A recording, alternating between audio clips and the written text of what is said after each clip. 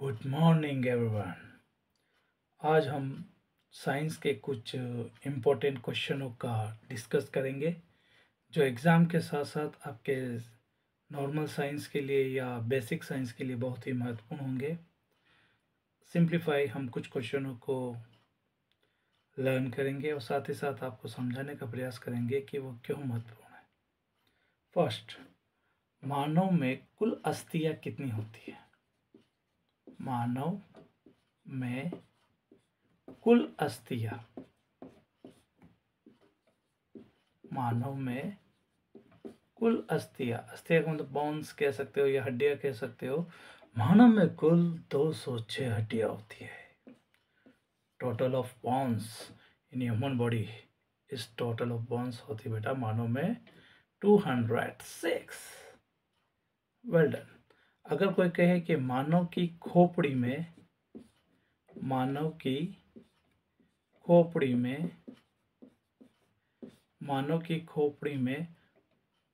कितनी अस्थियाँ होती है? How many bones present in a skull, यानी कि जो ह्यूमन जो स्कल होता है यानी खोपड़ी होती है उसमें टोटल हड्डियाँ कितनी होती है? तो 8।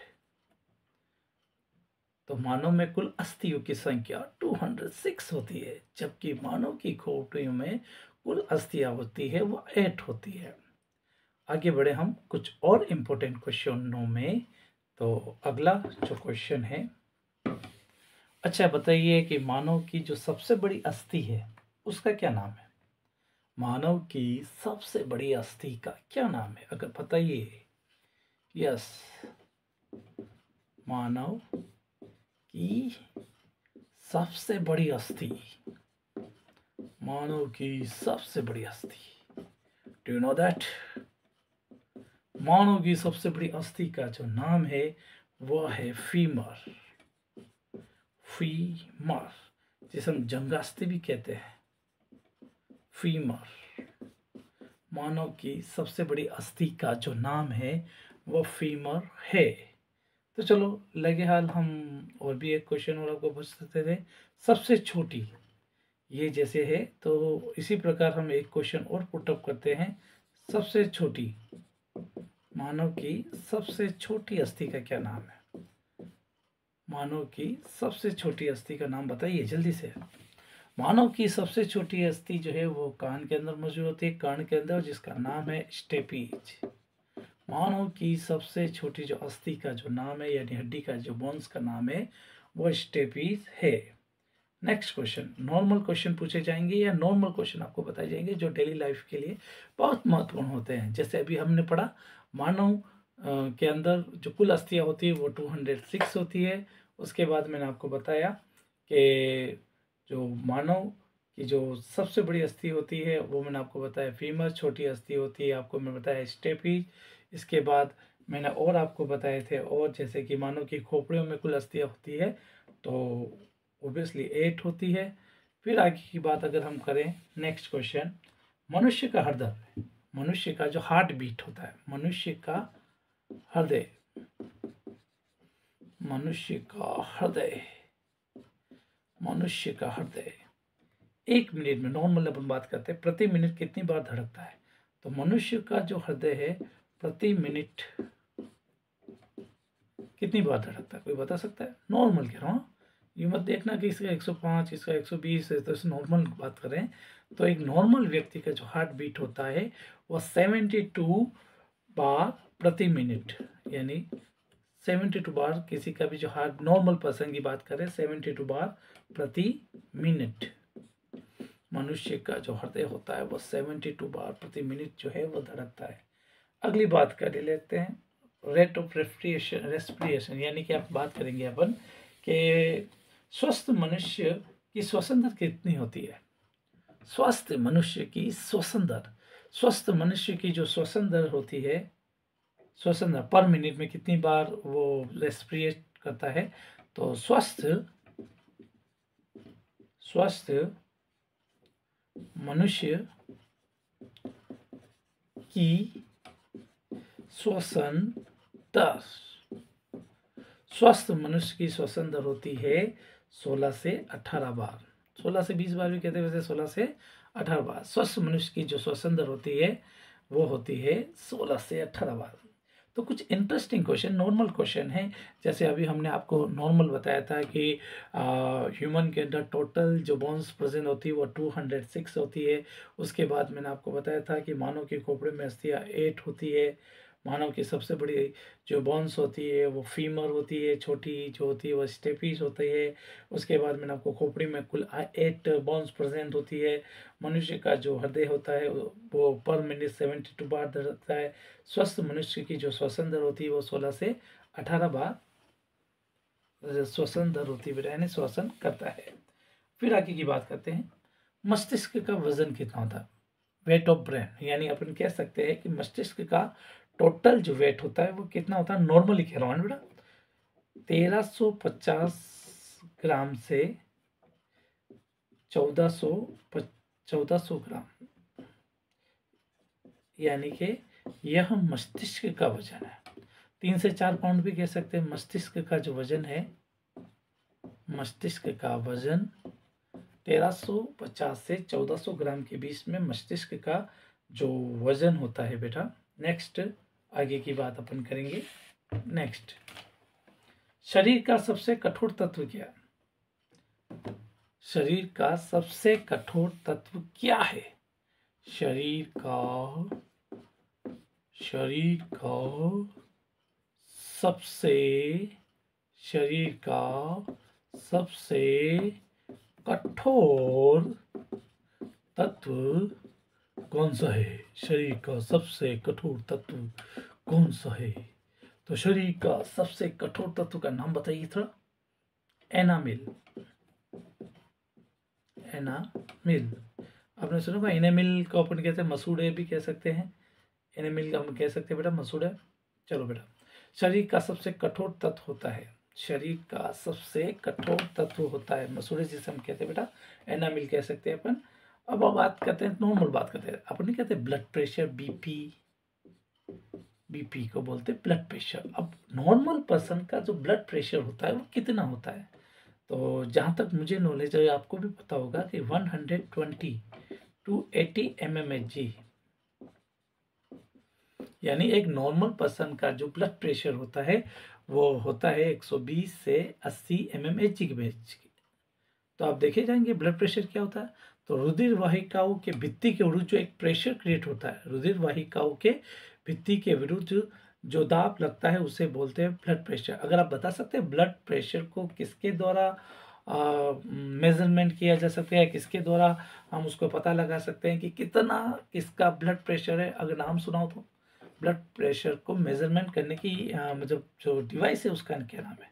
उस डिवाइस का नाम है स्फाइग्मोमैनोमीटर, यानी कि नॉर्मल बात है बेटा कि बीपी को कैलकुलेट करने के लिए जिस डिवाइस का यूज लेते हैं उस डिवाइस का जो नेम है वो है स्फाइग्मोमैनोमीटर। नेक्स्ट, इसके बाद हम देखते हैं नेक्स्ट अगला क्वेश्चन अपन देखेंगे। अगला देखेंगे बेटा, शरीर में रक्त, मतलब कुल मिला के अगला हम देखेंगे बेटा, मानव शरीर के में जल की मात्रा कितनी होती है? मानव शरीर में जल की मात्रा कितनी होती है? मानव शरीर में जल की मात्रा कितनी होती है? मानव शरीर में जल की मात्रा कितनी होती है? तो मानव शरीर में जल की जो मात्रा होती है वो होती है उसकी बॉडी का 65 से, यानी कि मानव शरीर में जो जल की मात्रा होती है वो 65 से 80% के बीच में, यानी कुल बॉडी का जितना भी जो शरीर का वेट होता है उसका 65 to 80% जो पार्ट होता है, कितना? 65 to 80% पार्ट जो होता है वो शरीर के अंदर जल की मात्रा होती है। नेक्स्ट, अगर हम बात करें, अगर नॉर्मल कहें कि एक स्वस्थ व्यक्ति के शरीर में कितना ब्लड होता है, तो नॉर्मली हम कह सकते हैं कि 5 से 5.5 लीटर, 5 से 5.5 लीटर के बीच में एक स्वस्थ व्यक्ति के अंदर जो ब्लड होता है वो प्रेजेंट होता है। नॉर्मल बात की जाए, अगर किया जाए तो मनुष्य के शरीर के अंदर कितना ब्लड प्रेजेंट होता है, तो उस 5 से 5.5 लीटर जो होता है रक्त जो होता है मानव शरीर के अंदर उपस्थित होता है। अगला क्वेश्चन कि नेक्स्ट बात है कि रक्त के अंदर कुछ अशुद्धि आ जाती है। अगला जो क्वेश्चन है, रक्त को शुद्ध कौन करता है? रक्त को शुद्ध कौन करता है? रक्त को शुद्ध कौन करता है? रक्त को शुद्ध कौन करता है? तो ये बता दिया जाए। अगर पता हो आपको, वक्र, वक्र को कहा जाता है किडनी। रक्त को शुद्ध करने वाला कौन है? तो वो है किडनी। रक्त को शुद्ध करने वाला कौन है? तो किडनी यानी वक्र। नॉर्मल क्वेश्चन है, लेकिन कभी कभी ये बेसिक चीजें आपको लर्न होनी चाहिए। रक्त को शुद्ध कौन करता है? तो किडनी करती है। यानी रक्त के अंदर जो भी अशुद्धियाँ होती है, चाहे वो यूरिया, अमोनिया, जो भी हो, जो CO2 हो, चाहे कुछ भी जो अशुद्धियाँ उपस्थित होती है, उनको दूर करने के लिए किडनी मोस्ट इम्पोर्टेंट होती है। और मनुष्य के शरीर में एक जोड़ी किडनी पाई जाती है। नेक्स्ट बात आती है सर्वदाता, यूनिवर्सल डोनर। सर्वदाता, सर्वदाता रक्त समूह, it means universal donor. Universal donor बता सकते हो? यूनिवर्सल यानी किसी को भी रक्त दे सकता है, दाता यानी देने वाला। तो वो है ओ। ओ रक्त समूह को सर्वदाता रक्त समूह कहा जाता है। और वेल गुड बेटा बेटा, सर्वदाता रक्त समूह हम कह सकते हैं तो वो है यूनिवर्सल डोनर। यूनिवर्सल डोनर भी हम उसे कहते हैं, वो है ओ ब्लड ग्रुप। यानी कि सर्वदाता रक्त समूह का जो नाम है वो ओ ब्लड ग्रुप के नाम से जाना जाता है। इसी प्रकार कोई बता सकता है सर्वग्राही यानी यूनिवर्सल रिसिप्टर। सर्वग्राही रक्त समूह, सर्वग्राही जो रक्त समूह है उसका कोई नाम बता दे तो जाने, तो वो आप सब जानते हैं AB रक्त समूह। AB रक्त समूह यानी कि यूनिवर्सल रिसिप्टर है, किसका भी इसको अपन ग्रहण कर सकता है ब्लड को। अब मेरा एक सिंपल सा क्वेश्चन है जो कि हमेशा चाहे वो कंपटीशन एग्जाम में भी पूछा जाता है, तो मैं आपका है ब्लड बैंक कहलाता है। ब्लड बैंक किसे जानते बताते हैं? किस अंग को जानते हैं? ब्लड बैंक कहलाता है। बताइए ब्लड बैंक कौन कहलाता है? चलो बताइए आराम से। ब्लड बैंक जो कहलाता है वो प्लीहा कहलाता है। प्लीहा रक्त का कब्र का यानी रक्त यहाँ पे और स्प्लीन के नाम से इंग्लिश में इसको कहते हैं बेटा। रक्त ब्लड बैंक जो है वो कहलाता है प्लीहा। रक्त बैंक के नाम से यानी ब्लड बैंक के नाम से किसे जाना जाता है? तो प्लीहा को जाना जाता है। नेक्स्ट बात करते हैं ब्लड बैंक किसको जाना जाता है? प्लीहा को जाना जाता है। अगला नेक्स्ट, भोजन के पाचन की शुरुआत कहाँ से होती है? ये तो नॉर्मल क्वेश्चन है।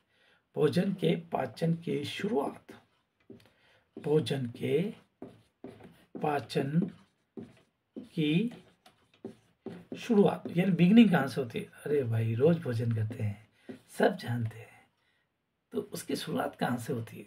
Let me explain now. Obviously बताइए मुझे, आता हो तो। अरे भाई रोज खाना खाते हैं तो उसकी शुरुआत मुख से होती है। कहाँ से होती है? मुख से। भोजन की शुरुआत कहाँ से होती है? पाचन की शुरुआत मुख से ही होती है ना। भोजन का पाचन शुरू कहाँ से होता है? मुख से। छोटे छोटे टुकड़ों में टीथ के द्वारा उसको किया जाता है, अगर आपको पता हो। पचे हुए भोजन का अवशोषण कहाँ होता है? अगर मान लो भोजन पच गया है तो पचे हुए भोजन का अवशोषण, पचे हुए भोजन का अवशोषण, पचे हुए भोजन का अवशोषण। मैं एक क्वेश्चन और भी बता सकता हूँ इसी से रिलेटिव। भोजन का सर्वाधिक पाचन कहाँ होता है? पचे हुए भोजन का अवशोषण कहाँ होता है? Point be noted. पचे हुए भोजन का अवशोषण कहाँ होता है? पचे हुए भोजन का अवशोषण कहाँ होता है? बता सकते हैं कोई? से समथिंग। उसका आंसर है स्मॉल इंटेस्टाइन यानी छोटी आंत। पचे हुए भोजन का अवशोषण कहाँ होता है? तो स्मॉल इंटेस्टाइन जिसे हम कहते हैं, छोटी आंत भी कहते हैं। तो पचे हुए भोजन का अवशोषण होता है छोटी आंत के अंदर होता है। पचे हुए भोजन का अवशोषण कहाँ होता है? छोटी आंख यानी स्मॉल इंटेस्टाइन भी अपन कह सकते हैं।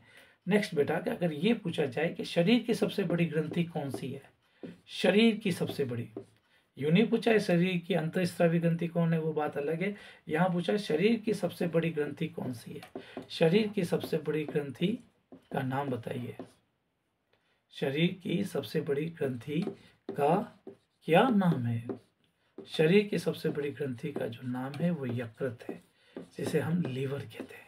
शरीर की सबसे बड़ी ग्रंथि का जो नाम है वो लीवर है। अगर अंतःस्रावी ग्रंथि कहे तो थायराइड ग्लैंड का अपन कह सकते हैं, लेकिन बात अगर कही जा रही है शरीर की सबसे बड़ी ग्रंथि तो यकृत, जिसे हम लीवर के नाम से जानते हैं। अगली बात करें नेक्स्ट, शरीर का सबसे बड़ा अंग कौन सा है। शरीर का सबसे बड़ा अंग, शरीर का सबसे बड़ा अंग, शरीर का सबसे बड़ा अंग, शरीर का सबसे बड़ा अंग कौन सा है, तो वह है त्वचा। शरीर का सबसे बड़ा अंग कौन सा है, तो वह है त्वचा। शरीर का सबसे बड़ा अंग कौन सा है, तो वह है त्वचा। नेक्स्ट अगर बात करें कि हमारा मनुष्य का जो हृदय होता है वो कितने कोष्ठी होता है। मछली का बताइए पहले, चलो मछली फिर मनुष्य का बताना। मछली का होता है द्विकक्षी होता है, द्विकोष्ठ जिसे हम कह सकते हैं, या द्विकक्षी। और मनुष्य का होता है चार कक्षी या चार कोष्ठ होते हैं, दो आलिंद दो नीले। द्विकोष्ठ मछली के अंदर होता है, एक आलिंद और एक नीले होता है। तो मित्रों वैसे आज हमने कुछ बहुत सारी बेसिक चीज़ों का नॉर्मली स्टडी किया। दिल खोल से किसी भी चीज़ को लर्न करने का प्रयास कीजिए, बड़े मन से। डर नहीं होना चाहिए, पढ़ाई के प्रति डर नहीं होना चाहिए, क्योंकि आज किसी भी क्षेत्र में अगर आपको जाना है तो अपना कॉन्सेप्ट क्लियर रखना अ मोस्ट इम्पोर्टेंट पार्ट होता है। समझोगे तो और भी आगे बढ़ोगे, क्योंकि वक्त कि सबके पास होता है, पर वक्त को सही तरह से यूज़ करना नहीं करना वो आपके हाथ में है। प्लीज़ समथिंग डू इट, और अभी से प्रयास करें ताकि एग्ज़ाम तक आप अपना 100% दे सकें। ऑल द बेस्ट, जय हिंद।